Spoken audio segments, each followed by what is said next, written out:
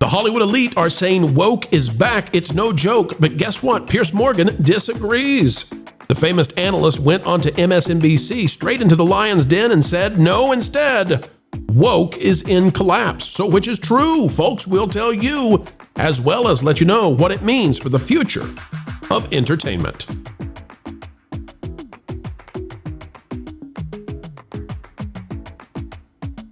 Hello and welcome back to Somewhere Sunny USA. The studio is beaming because you folks are there with us every single day. Click the like button, share, subscribe, and folks, it's time to dive into whether or not woke has gone away. It's the kind of story you belong to be here. Watch the entire thing, and you'll know what we mean. All right, folks, they say woke is back. Hollywood is taking the elections that happened the other day and deciding, guess what? We're going to wokeify again, baby. This is from Marnie Rose McFall from Newsweek. Woke is back. The libs are celebrating a clean sweep of the election victories. And if you read this article, folks, we recommend you do over at Newsweek. They're going to go into not only the response from just the libs extraordinaire across the world, but also the Holly weirds who are saying, you know what? We need to double down, triple down on the movies we were making. We don't need to be erasing them. Says what to know following the Democratic victories on election night. Liberals wasted no time in celebrating, and social media users flooded X with the phrase, woke is back. The term woke, an adjective from African-American English that dates back to the 1930s, is used to refer to the awareness of systemic racial prejudice and discrimination. And folks, they're already giving you the definition they want you to know, but we all know what woke really is because they took the term and they twisted it to be what they want it to be, and that is postmodern neo-Marxism, although now it might not even be neo-Marxism anymore. It may just be flat-out postmodern Marxism. All right, let's go now to somebody who says somehow that is not true. Because at the very same time that we've seen these elections happen, Piers Morgan appeared on MSNBC with his book, Woke is Dead. We'll dive into whether or not he's right or we're wrong, or who's going to be the one who stands upon the truth tree at the end of this. Here's what Piers Morgan had to say with Joe Scarborough and his wife just a few hours ago. They can't even raise their hand in class because they'll be canceled. I think we went slightly insane. And my message to my liberal friends was, look, liberalism is not what you're doing. What you're doing, ironically, is a kind of new form of fascism. You're basically setting up a narrow worldview, and if people don't align absolutely to it, then we're going to vilify you, shame you, we're going to cancel you, we're going to destroy you. As we've seen horrifically with people like Charlie Kirk, we're going to kill you. Right? This is a fascism. And yet they love to call the right fascists. They love to call them Nazis and so on. And I keep saying, look, don't do that either. Right? Try and stay focused on issues. Right. Don't use the fascism, Nazi thing all the time. But if you are going to, then don't behave like it yourself. And that's one of the core themes of my book. And I've seen you guys talk about this a lot. I've also heard Barack Obama talk about this a lot. Bill Clinton. Right. They tried to warn the party to save them from themselves, which is do not go too far down this far progressive left. All right, let's pause it there and let's talk about it. You can see the picture of his book behind him on the right side, Woke is Dead. Now, this is a phrase that has got a lot of people in a lot of trouble in the past, saying that it's gone away. And people say, no way, it's here to stay. They'll bring it right back. After the last elections, Hollywood is trying to double down. We're hearing that executives and celebrities want to go back to what they believe will save them, and that is woke. Is it a joke? Will it make them go broke? I don't know, but we're going to turn to the panel now. Nat, your thoughts on whether or not woke is dead, or is it just coming back instead? What do you think is the future over the next year for this movement that we saw take over the world since about 2017?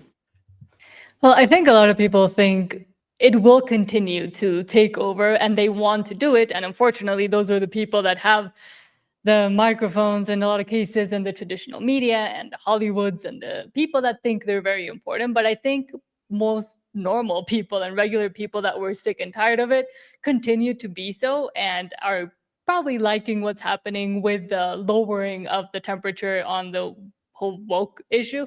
But I think we'll continue to see it now that they feel a little bit more empowered to continue to say the things that they were saying in more mainstream Hollywood, etc., but not with the normies, to call it that way. Hopefully. Hey, exactly. Culture, your thoughts. Where are we headed over the next year? Will there be a resurgence of woke, maybe even more extreme than before? Or has it largely been put down? And maybe because the corporations, maybe the executives at the top of the companies are no longer behind it. I think I'm going to agree with Nat. This is going to be in our way for a long time. I think if you do a thought experiment, think about the top 10 wokest TV and film projects of just this last year. You're going to land on just how little they produced as far as results go. And so the executives are going to not really want to invest in this, but the creatives, what few of them there are, that insist on putting the message in everything, including the Mr. Chew for Wicked for Good. I think you're going to see them try to reinforce it back into their projects. I think you have to get rid of the activists in any industry to get rid of woke entirely. And unless you're willing to do that as an executive, I think we're always going to struggle with pushing it away from us and recognizing it and then making it get punishment for and do that in the form of not paying for it, like going to see woke garbage or tuning into streaming services that focus on woke garbage. So it's not going anywhere. It's not going to die. It'll come back when activists are allowed to invade, any space they can get into, whether it be comics or film or television or any other way that they think they can culturally influence people in the long term. It's just the way it is. Mo, where are we going to go as a society? What do you say on this one? Well, I think a lot of people are kind of missing certain little trinkets of information and little trends that are happening in the world of movies and video games and things like that. Is that a lot of these activists and a lot of these people pushing this woke message, they've learned to pull back on the message a bit in a lot of stuff to where people will get a game or we'll get a movie where it's like, well, a lot of it was good except for this one part, but I can look over that. They're doing the walk. They're trying to restart what they did about a little over 10 years ago. They're trying to restart that. I'm going to walk halfway towards you until I'm right in front of your face. And now you can't get around me. That's my thing. That people are just kind of, I think, they're not being fervent enough to say, no, we're not taking this. I'm not putting up with this. Oh, what's your problem? It's just one little thing. Well, yeah, that's how we got there 10 years ago. And we're going to restart it all over again. I'm starting to see that in discourse online, and I think that we need to pay attention to that. Now, there is that old saying, don't look too far into the abyss or it'll start to stare back at you. You need to be careful not to make sure you're looking at everything and everything's woke. But make no mistake, they're trying to reset and say, okay, let's not push so hard this time. Let's see if we can actually get them to get into this ideal. And I've seen that a lot, and people need to they need to be aware of that. So I think that they're slowing down. The temperature's cooling down, but I think they're going to heat back up again if we're not careful. Yeah, and I think you're just trying to hide the fact that your favorite game of the year was Concord. So, look, all right. I was really disappointed. I really wanted to play that with my friends, and I couldn't. So. Those were the best 4 days of Mo's year, I will tell you. It was glorious. That was a joke, guys. He there's no way he liked Concord. Yeah, but I'll throw this in. There are two levels to it. The ideology is there. It's just a matter of whether or not it's acceptable for offering in products, and whether or not the audience will take the consumption of those products. As Culture kind of said, I'm just kind of repeating here.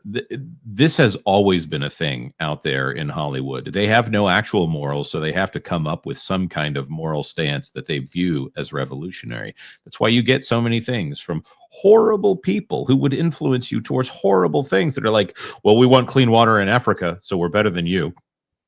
Okay.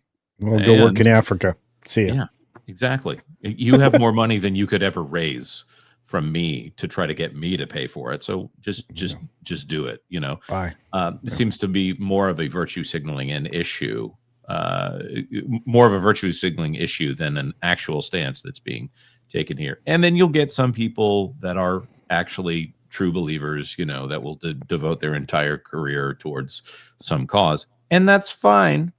I'm not approving of all those causes.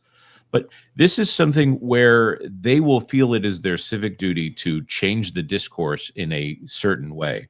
The balance that they have to find is good art does make some kind of comment on culture and tries to move the culture in some way.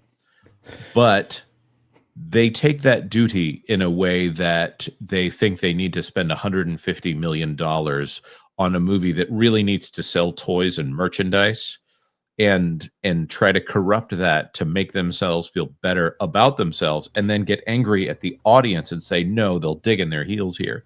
I'm going to say something. When you look back at the G.I. Joes and the Transformers and all of that kind of stuff, movies and television were better when they had an outright profit incentive and all they were trying to sell was toys. Yeah. What do you guys think about this belonging phrase that they've brought in? And they had it a little bit earlier. You know, it was going to be DEIB, right? It was going to be diversity, equity, inclusion, and belonging.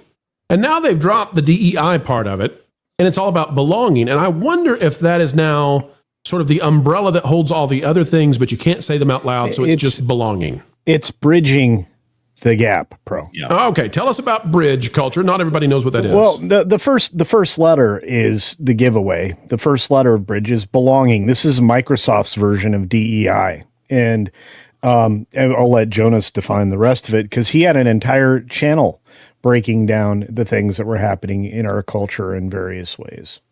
Yeah, maybe I should get back to that. But Bridge actually postdates that channel a little bit. It doesn't matter what the belonging actually they say that it means. What it basically means is a oh, well, you care about trees, don't you? Therefore, let's, you know.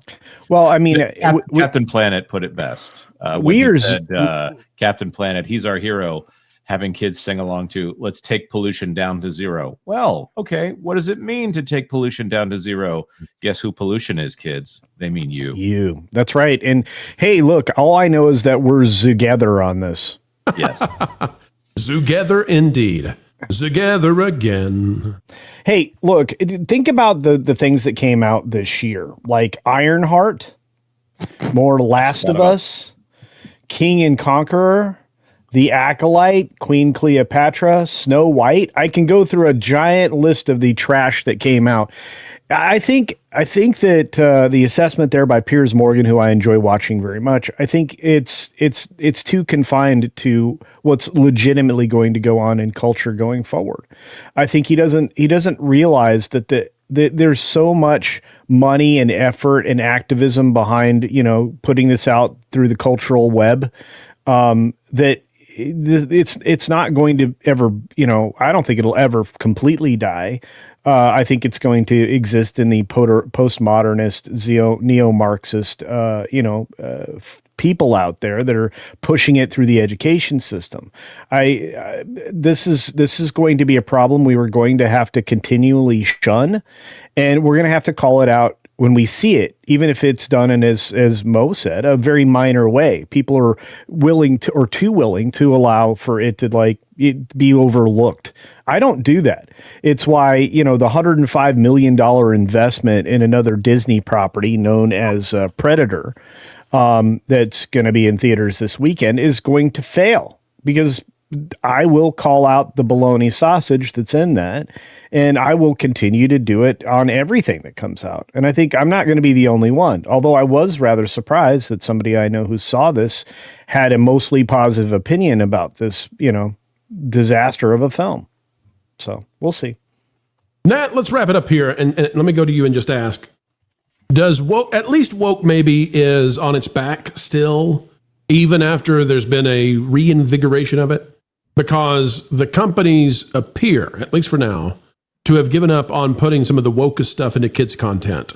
And if they can't put the wokest stuff in kids' content, we're talking about Lightyear, Strange World, Louder and Prouder, all that stuff. If they can't put that in the kids' content, then they can't hand it off to the next generation. And that was always the goal. That was always the plan. That seems to have been scrambled. What say you? Well, I think the investment in general into a lot of the NGOs, institutions, institutionally within companies and within just our structure and our way of life has been so big over the past 20 years that they can't just let it go. They've created a monster, and now the monster is being told to shut up, but they need ways to let it weasel through, I think, still, and weave in, but they understand that they need to cool it for a little bit at least. So we might, in my opinion, be seeing it ramp down, but then ramp right back up again, because people will become once again accustomed to it showing up here and there, a gay character here and there, some kind of messaging here and there, and then they because that's still the goal, we'll continue to do it because the revolution is always the goal for Marxists. There you go. Well, I can tell you that definitively our viewers believe that woke is back on the rise. And why can I say that, folks? Why can I say it with such confidence? Because about 89% of our viewers have voted in a poll and said that woke is not gone. It's coming back. And that's a wrap, ladies and gentlemen. We are done for now, but don't worry. Do not fret. Not yet, for more content is still coming your way 4 times a day right here on the Pro Channel. What a joy it has been to share our time with you. We hope you feel the same. Adding value to your every single day is our job here, and we take it very seriously. Folks, the only thing we ask in return is that you consider clicking that like button. Share, subscribe, click it. Stick it to those algorithms. Hit the notification bell. And drop a comment right on down below. And folks, if you'd like to subscribe to our partner YouTube channels, That Park Place, That Pod Place, That Game Place, and some of those radio stations like Vacation Radio, well, we certainly would appreciate it. Until the next time we have the honor of spending time and being invited into your day, folks, we go on our way saying this: keep learning, keep growing, and as always, keep having fun. Jump into the water. Why listen to music made by people and companies who really don't like you? Check out Vacation Radio today and prepare for all new content made by the people behind the WDW Pro Channel. It's the place you need for all the music. That should be fun.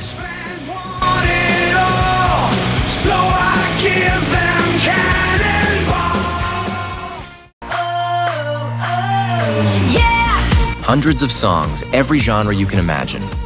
Listen live on YouTube and enjoy a set list that's always sunny. It's Vacation Radio.